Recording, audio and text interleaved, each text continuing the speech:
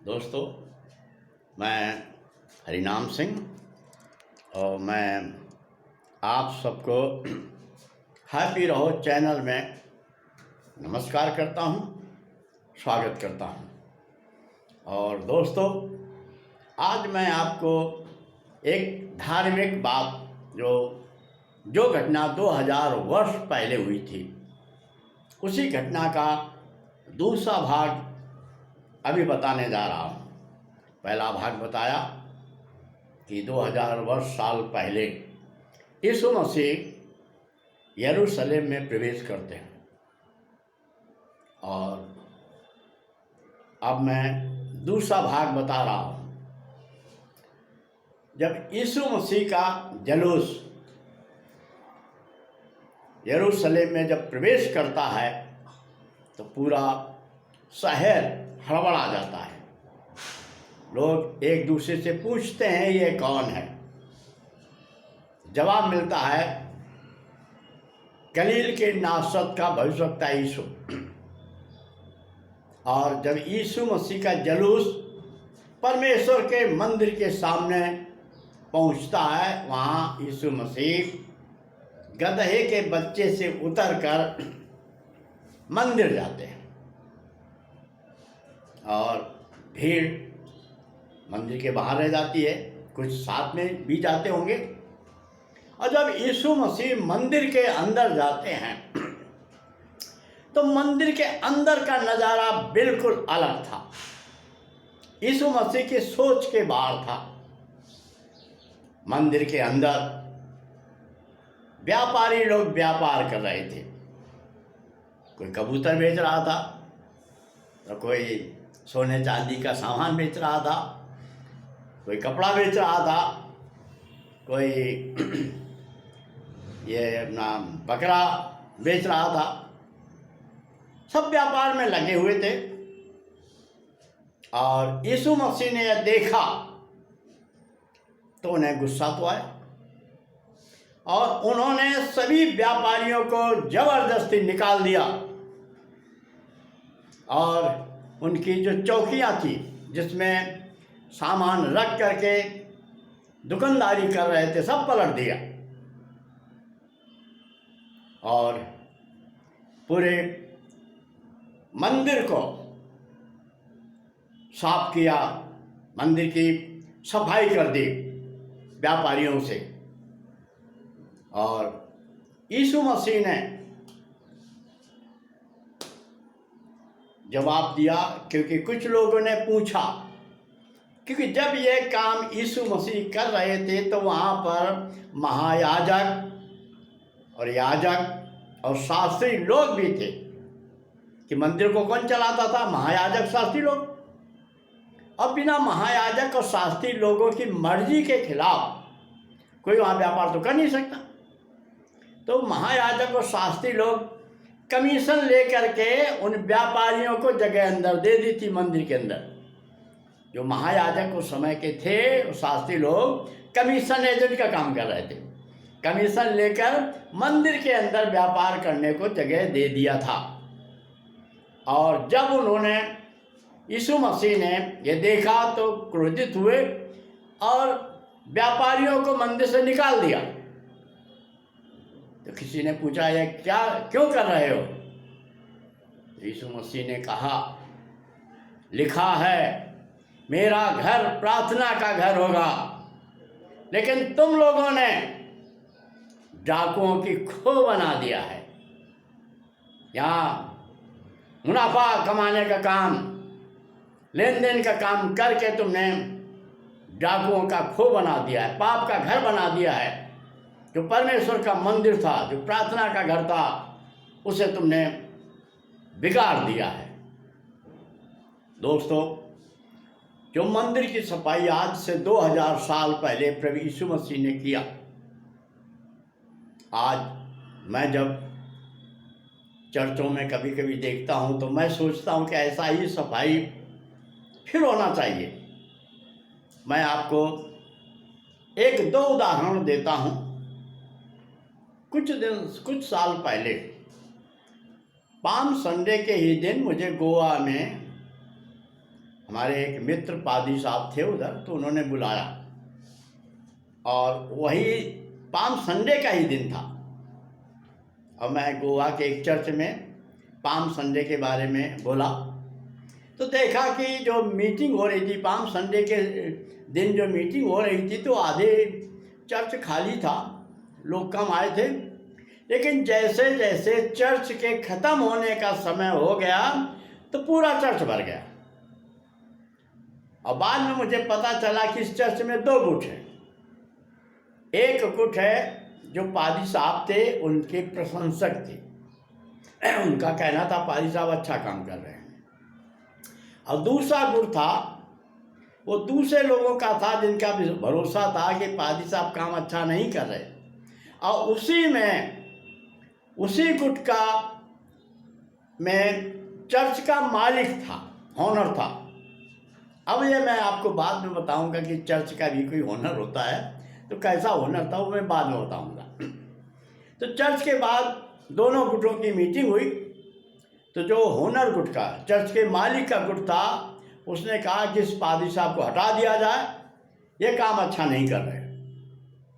और दूसरा गुट का कहना था ये पादी साहब बहुत अच्छे, काम अच्छा कर रहे हैं। लेकिन ऑनर गुट, मालिक का गुट तगड़ा था, इसलिए उन पादी साहब को वहाँ से हटा दिया गया। अब मैं बताता हूँ जो चर्च के मालिक के बारे में। एक्चुअली में दोस्तों, मैंने ऐसी कई घटनाएं सुनी है, देखी है, और यह घटना गोवा की है। जो गोवा के चर्च में, जिस चर्च में मैं गया था पाम संडे के दिन, तो उस मालिक के ऐसे कई चर्च थे गोवा में और गोवा के आसपास, गांव में भी लगभग 10 चर्च के करीब थे। और वो पादरियों को तनख्वाह पर रखता था। और पादरियों का काम होता था कि मेंबर बनाओ और उनसे 10वां अंश वसूलो। और जो हर संडे को चर्च में दान लेते हैं, चंदा लेते हैं, उसके अलावा 10वां अंश वसूलो। और जो पैसा कमाते हैं उन्हीं को मेंबर बनाओ। और ये पादरी का काम था संडे के बाद दिन भर घूमने का, ऐसे लोगों को पकड़ने का, वो किसी भी जाति के हों, उन्हें मेंबर बनाने का, 10वां अंश लेने का। इस प्रकार से वो जो चर्च का मालिक था, उसके 10 चर्च में लगभग बहुत मेंबर थे और वो बहुत पैसा कमाता था।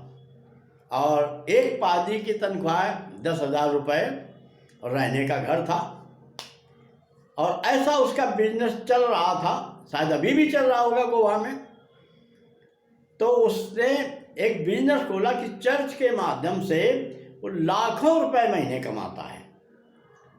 और ये एक, मैं आपको चर्च को व्यापारी बना दिया, व्यापार का एक वो जगह बना दिया। ये गोवा का उदाहरण मैं बता रहा हूँ। एक और उदाहरण मैं बताता हूँ। बहुत पहले मैं यूपी में गया था, एक चर्च में मैं शामिल हुआ।